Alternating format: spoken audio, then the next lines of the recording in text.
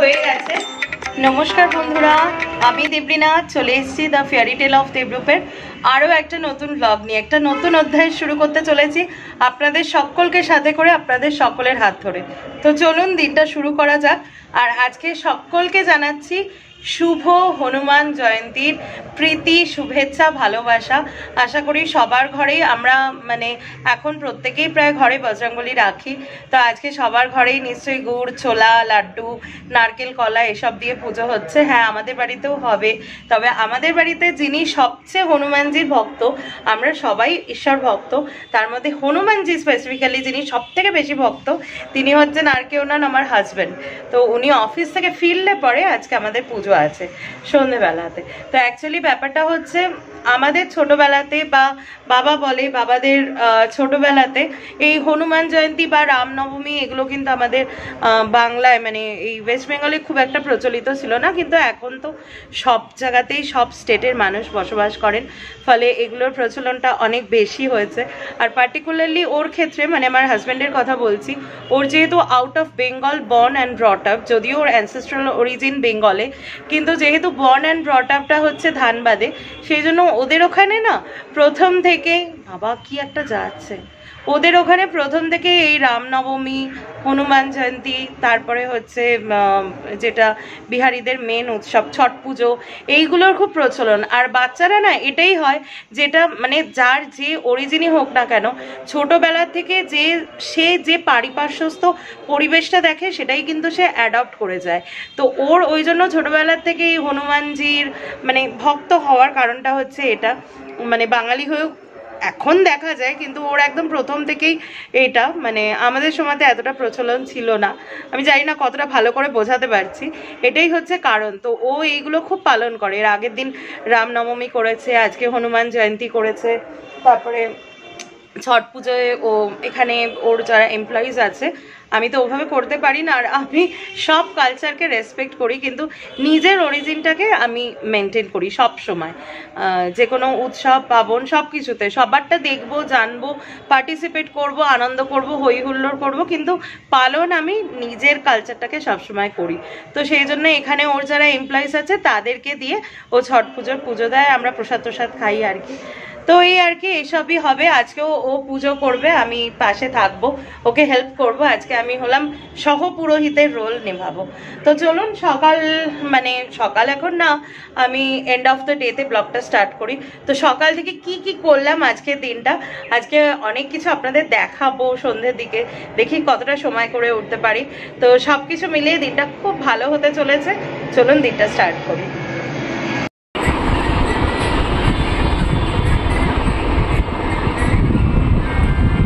আমি যে কি পরিমাণ হ্যাংলা আপনারা বুঝতেই পারছেন। গতকাল এই ব্রেকফাস্টটা চিজ স্যান্ডউইচ ব্রেকফাস্টটা উইথ সুইট কর্ন এত ভালো খেয়েছি, কালকে রাত্রেবেলা আমি যখন এডিট করছি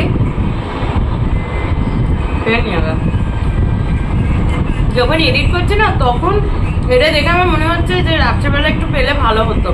এবার সকালবেলা ও তো অফিস যায়, জেনারেলি ওকে আমি কোনো কিছু বলি না অফিস যাওয়ার পথে, কোনো কিছু কেনার থাকলে, one an exception medicine purpose. তো আমার নিচে যে ভাইটা থাকে সায়ন, ও অনেক রাত অবধি পড়াশুনো করে, আর আমিও রাত অবধি এডিটিং করে। তো ওই রাত্রি তখন কটা বাজে, 12:15টার সময় ওকে ফোন করেছি যে তুই যত সকালবেলাই হোক পয়সা নিয়ে পাউরুটি কিনে দিয়ে যাস। ও হাসছে।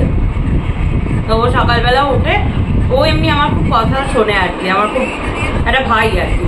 ও সকালবেলা উঠে পাউরুটি কিনে দিয়ে এসে সেই স্যান্ডউইচ আমি এখন খাচ্ছি। এত ভালো হয়েছে না।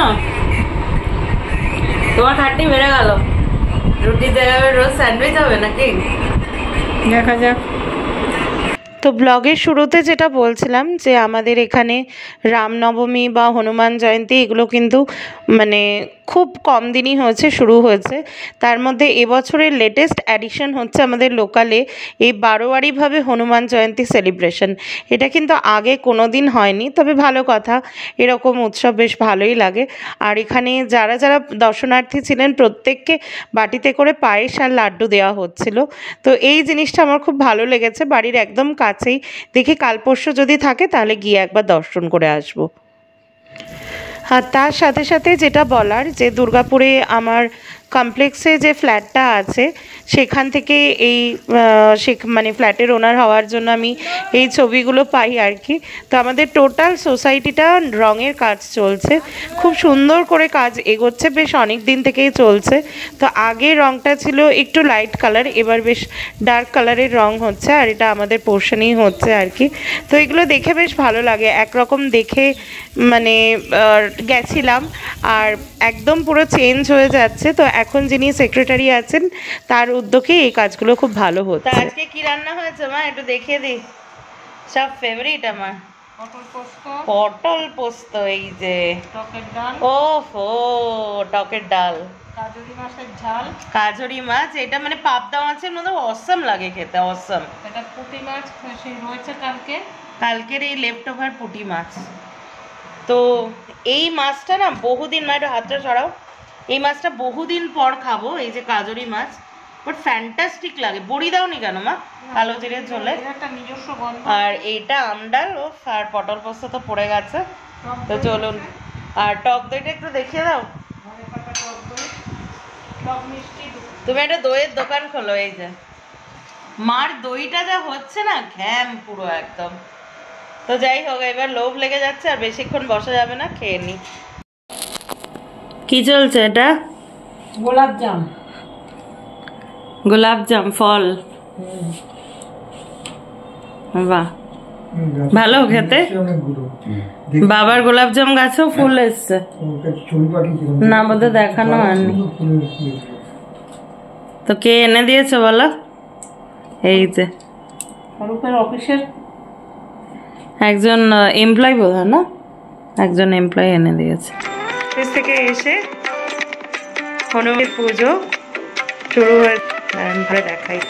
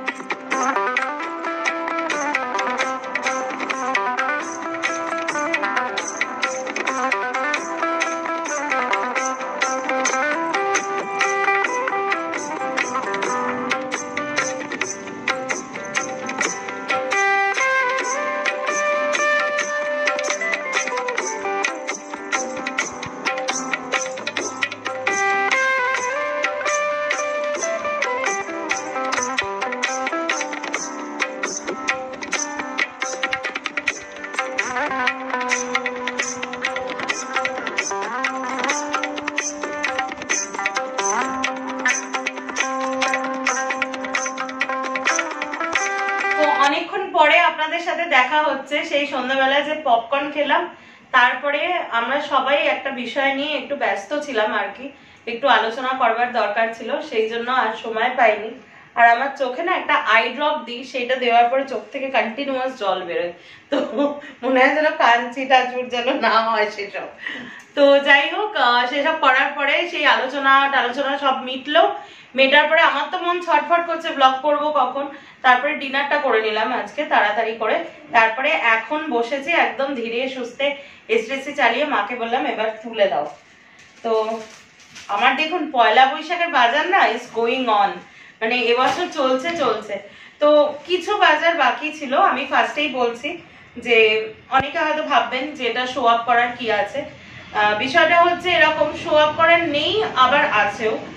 আছে তার কারণ হচ্ছে যে আমার এই অ্যাক্টিভিটিটা দেখে যদি কারোর মাথায় আসে, যদি কেউ ইন্সপায়ার্ড হন, তাহলে আমার সেটা ভালো লাগবে। দেখুন পয়লা বৈশাখে আমাদের তো একটা দুটো অনেকগুলোই জামা কাপড় হয়, বা মারাও, মানে আমি আমার কথা বলছি, মারা আমাদেরকে দেয়, আমরা মাদেরকে দিই, মারা নিজেরাও কেনে, এরকম হয়। কিন্তু যারা প্রত্যেক দিন মানে কি বলবো, মা বাবার মানে তাদের সাহায্য ছাড়া কাজ করাটা কঠিন হয়ে দাঁড়ায়, প্রত্যেকটা দিন তাদের যে একটা মানে মা বাবাকে হেল্প করার যে হেল্পিং হ্যান্ড, তাদেরও তো এই দিনগুলো থাকে না লাইফে। তো তারা হয়তো, মানে আমি কাউকে কিছু মিন কিন্তু করছি না, তারা হয়তো সমস্ত অকেশন গুলো এত ফার্স্টলি এত ভালোভাবে পালন করতে পারে না, এটা কিন্তু একদম। তো আমার সেটা, আমার যত সামান্য ক্ষমতা তার মধ্যে আমার বাড়িতে যারা আমার বাবা মার মানে হেল্পিং হ্যান্ড আছে, আমি তাদের জন্য একটু কিছু কেনার ব্যবস্থা করি পুজোর সময়, আর পয়লা বৈশাখে চেষ্টা করি যে খুব ক্লোজ যারা তাদেরকে একটু কিছু দেওয়ার। তো আমাদের বাড়িতে মল্লিকা দি আছে, সায়ন আছে নিচে আমার ভাই, আর সঞ্জীব দা আছে। প্রথমেই বলি, সঞ্জীব দা জামা কাপড় কোনো কিছু ও চায় না, মানে ওকে যাই হোক ও যেটা চায় সেটা ওর থাকবে। আর আমি সায়ন আর মল্লিকাদির জন্য একটু কিনেছি, তো সেটা আপনাদের দেখাচ্ছি। আর মল্লিকাদি, তুমি তো আমার ব্লগ দেখোই, আর মল্লিকাদির ছেলের বউ অন্তরা, ও আমার ব্লগ দেখে। তো তোমার জন্য এই শাড়িটা কিনেছি। মল্লিকাদি যদিও পয়লা বৈশাখের দিন আসবে না বলেছে, তো ওকে আমি তার আগের দিনই দিয়ে দেবো। এই শাড়িটা মল্লিকাদির জন্য কিনেছি। আসলে আমি কটনেরই শাড়ি কিনেছি, তার কারণ হচ্ছে আমি এর আগেও দেখেছি মল্লিকাদির আগে যারা ছিল ওরা মানে এই শাড়িটাকেই প্রেফার করে, কারণ ওদের খুব হার্ড ওয়ার্কিং করতে হয়, তাতে সুতির শাড়িটাই, আর বিশেষ করে সামার টাইমে ওদের জন্য অ্যাপ্রোপ্রিয়েট। তো মল্লিকাদি, তোমার জন্য এই শাড়িটা, তুমি যখন ব্লগটা যাবে পরশু দিনকে এসে আমাকে বলো যে কেমন হয়েছে। তো এই শাড়িটা আমার তো খুব ভালো লেগেছে, আর মল্লিকা দিকে আমি দেখেছি সবসময় একটু লাল হলুদি প্রেফার করে ও, তো সেই জন্য এই শাড়িটা ওর জন্য নিয়েছি। আর এর সাথে একটা আলতা সিঁদুর, এটা আমি দিই সবাইকে। তো ফার্স্ট মল্লিকা দিকটা দিয়ে শুরু করলাম। আচ্ছা, সেকেন্ড আসছি হচ্ছে, সেদিনকে যে বললাম না যে মধ্যমগ্রামে বেরিয়ে অনেক কিছু এত কষ্ট হয়েছে, তবু আমার শপিং করতে ভালো লাগে, সবার জন্য কিনতে ভালো লাগে, তাই কিনেছি। আর এই টি শার্টটা আমি কিনেছি হচ্ছে আমার তলায় এই যে ভাইটা থাকে সায়ন, ওর জন্য। এই যে এই টি শার্টটা আমার এক দেখাতেই খুব পছন্দ হয়েছে। ও বাচ্চা ছেলে, সবে হাই সেকেন্ডারি পাস করেছে, তাই এরকম একটু ব্রাইট কালার ভালো লাগে মানে পরলে। আর গত বছর আমি ওকে রেড এর উপরে বোধহয় কিছু একটা দিয়েছিলাম, খেয়াল পড়ছে না, গত বছর না, পুজোর সময় দিয়েছিলাম। তো রেড বা মারুনের উপরে দিয়েছিলাম, সেই জন্য আমি ভাবলাম একটু ব্লু এর উপরে দিই। এটা হচ্ছে আমার খুব কাছের লোক, মল্লিকা দি, সায়ন, সঞ্জীব দা। আর সায়ন তো তার মধ্যে নিচেই থাকে, ও কিন্তু যখনই মানে আমি ওকে যদি একটু ফোন করে বলি যে সায়ন একটুখানি একটা কিছু এনে দে, একটু পাউরুটি, ডিম বা কোনো কোল্ড ড্রিঙ্কস, ও কিন্তু সাথে কোনো সময় না করে না, সাথে সাথে চায়। আর সায়ন হচ্ছে আমার নেটওয়ার্ক, সেটাও বলে রাখলাম। এবার আসছি এই দুটো শাড়িতে। প্রথমেই বলি, একটা মিস হয়ে গেছে, যেটা এখন মানে এখন আমরা দেখছি মানে কিরকম মেয়ে, দুদিন আগে কিনে এনেছি, তারপরে দেখার টাইমই হয়নি। বলছি না, একটা বিষয় নিয়ে একটু আলোচনা বাড়িতে চলছে, একটা ফেস চলছে আর কি, তো সেই জন্য দেখা হয়নি। আমি যখন সিলেক্ট করেছিলাম তখন একটা রেড সিলেক্ট করেছিলাম, একটা অরেঞ্জ বা ওটাকে কি বলে রাস্ট রেড সিলেক্ট করেছিলাম, বাট প্যাকিং এর সময় একটু ইয়ে হয়ে গেছে, দুটোই রেড এসে গেছে। তো যাই হোক, এই শাড়ি দুটো নিয়েছি পয়লা বৈশাখে। আমার অনেক কিছুই শপিং হয়েছে, সেগুলো ধীরে ধীরে দেখাবো। আমি নিজেও নিজেকে গিফট করেছি, কিন্তু এই শাড়িটা মা কিনে দিয়েছে, মার আর আমার এবার সেমই হয়ে গেছে, দুটো দুই কালার নিয়েছিলাম, যাই হোক লাস্টে সেম হয়ে গেছে। তো এত সুন্দর শাড়িটা, এটা হ্যান্ডলুম জামদানি বলে তাই তো? হ্যাঁ, শাড়িটার নাম আমি এখন ভালোই বুঝি। এই যে প্রথম কথা তো সফট সামার কালেকশনে আমার সবসময় সাদাটা আমি খুব প্রেফার করি, এত সফট বডি হাগিং, সেই জন্য তো নিয়েছি। আর মা এটা স্পেশালি কিনে দিয়েছে, তার কারণ হচ্ছে নীল ষষ্ঠীর জন্য। নীলের দিনকে এটা মাও করে, আবার কোনো বার করা হয় না, কাঁচাটা পরে। নতুন একটা শাড়ি পরে করে। তো নীলটা এবার আপনারা বলবেন আমি কেন নীল করি। হ্যাঁ, আমি অত তর্ক বিতর্কে যাচ্ছি না। আমার প্রচুর ছেলে মেয়ে, আমার প্রায় 70-80টা ছেলে মেয়ে আছে, এবং একটা এজের পরে প্যারেন্টসরাও না মানে কি বলবো চিলড্রেন হয়ে যায়। তো সেই ক্ষেত্রে তাদের সকলের মঙ্গল কামনার জন্য, আর ওই বাচ্চা থাকলে নীল করো, বাচ্চা থাকছে না বলে নীল ষষ্ঠী করবে না বা অন্য কোনো ষষ্ঠী করবে না, আমি এই সমস্ত কুসংস্কার একদমই মানি না। আমার যেটা মনে হয় আমি সেটা করি আর সেটা করবই। তো যার জন্য আমিও নীলের উপোস রাখি, আর অনেক ছোট থেকেই রাখি। তো মার সাথে সাথে মা একটা কিনেছে, আর জানেনই তো মার হলে আমার একটু একটা হতেই হয়। তো এই শাড়িটা মা কিনে দিয়েছে, এত সুন্দর হয়েছে না শাড়িটা, আর গরমে পরার জন্য পুরো আইডিয়াল। এই যে ভেতরটাও দেখাচ্ছি, অল ওভার শাড়িটায় না এই কাজ আছে পুরো শাড়িটায়। খুব একটা কিন্তু বেশি প্রাইস নেয়নি, কিন্তু মা গিফট করেছে তো আর একটা পুজোর উদ্দেশ্যে, সেই জন্য আমি দামটা বলছি না। খুবই নমিনাল একটা প্রাইস, মানে হাতের মুঠোয় একটা। আর কাপড় কোয়ালিটিটাও ভালো, বলো না? খারাপ না একেবারে, হ্যাঁ মানে দাম অনুযায়ী ঠিক, দাম অনুযায়ী একদম ঠিকঠাক আছে। তো সবসময় যে হাই প্রাইসের পড়তে হবে তার কোনো মানে নেই, দু একটা একটু কম প্রাইস থাকলেও খুব ভালো হয়। আর এই শাড়িগুলো না বলো না মন্দির টন্দিরে যাওয়ার জন্য খুব আইডিয়াল। তো আমরা নীল করবো হিসাব মতো ঘরেই করবো, সেটাই ঠিক আছে। তো শিবলিঙ্গ আছে আমাদের। তো এইটা হচ্ছে শাড়িটা। তো মা পরবে হচ্ছে এরকম সিম্পল লাল ব্লাউজ দিয়ে, আর আমি ভাবছি একটু কিছু কন্ট্রাস্ট করে বা দেখি কিছু ভাবে একটা সাজবো। তো এই শাড়িটাই ভালো করে দেখিয়ে দিলাম। দুটো শাড়ি সেম আছে, সেই জন্য আমি এটা আর খুললাম না, আর চেঞ্জ করারও এখন আর কোনো অবকাশ নেই। আমরা দেখেছি কখন বলো মা, আজকে এই কিছুক্ষণ আগে। তো এখন অবভিয়াসলি কালীমাতা বন্ধ, আর কালকে সকালে গিয়ে যদি চেঞ্জ, দেখো বাবা মা আছে, কাল সকালে গিয়ে যদি চেঞ্জও করি তো পুজোর সময়ও হয়ে যাবে, দ্যাট ইজ নট পসিবল। আর ওরা চেঞ্জের টাইম ওদের 12টার পরে রাখে। তো ঠিক আছে, দুজনেরটা সেম হলো। এই হচ্ছে শাড়িটা, দেখিয়ে দিলাম। ভালো লাগছে না? খারাপ লাগছে না, ভালোই লাগছে। চয়েসটা কার বলতে হবে।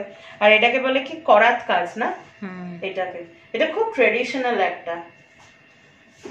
কালকে এটা পরে মা আর আমি নীলের পুজো করব, মানে এই দুটো শাড়ি পরে। বাবা এসব কিছু কানেই নেয় না, আমার বাবা সব থেকে লেটেস্ট। বাবাই তো, বিয়েটা তো হয়েছে 7-8 বছর আমার, তার আগে আমার সমস্ত আবদার যা কিছু সবকিছু বাবা আর মা। আর অবভিয়াসলি আমার মামার বাড়িতে মামাদের কাছে আমাকে কোনোদিন কিছু বলতে হতো না, মামারা সব সময় সেইভাবেই আমাকে প্যাম্পার করে এসছে। তো আমার বাবার একটা নিজে দাঁড়িয়ে থেকে যে শাড়িটা আমার ড্রেসটা বাবা কিনে দেয়, মানে সপ্তাহ যেতে পারবে না, ভুলে যাবে। এবার মা যখন আলমারি থেকে বের করে এমন একটা ভাবে তাকায়, মার দিকে তাকিয়ে বলে কবে কিনলে, যারা মনে হচ্ছে যে মা একা গিয়ে কিনে এনেছে না বলে, এরকম একটা ব্যাপার আছে। বাবা ওসব কিছু মাথায় রাখে না। তো যাই হোক, এই হচ্ছে আমাদের শপিং, নীলের শপিং। আর পয়লা বৈশাখ তো আপনারা দেখেই যাচ্ছেন। তো হ্যাঁ, আরো কিছু শপিং করেছিলাম।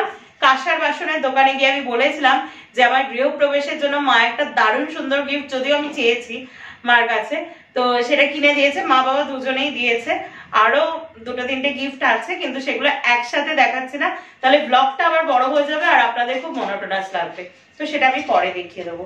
তো আজকের ব্লগটা এই অবধি রাখছি। কেমন লাগছে কেনাকাটা, কেমন লাগছে আমার ব্লগ, সেটা নিশ্চয়ই আপনাদের রেসপন্স দেখে আমি বুঝতে পারবো, আর আমি বুঝতে পারছিও যে আপনাদের কিন্তু ব্লগগুলো ভালো লাগছে।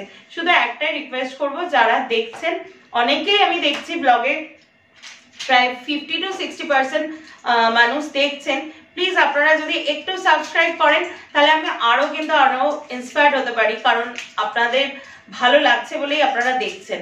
তো কাইন্ডলি যদি একটু সাবস্ক্রাইবটা করে দেন তাহলে আমার আপনার সবারই ভালো লাগবে। তো আজকের ব্লগটা এখানেই শেষ করছি। ফিরে আসবো খুব তাড়াতাড়ি একটা নতুন ব্লগ নিয়ে। ততক্ষণে সবাই খুব ভালো থাকবেন। Tata, good night.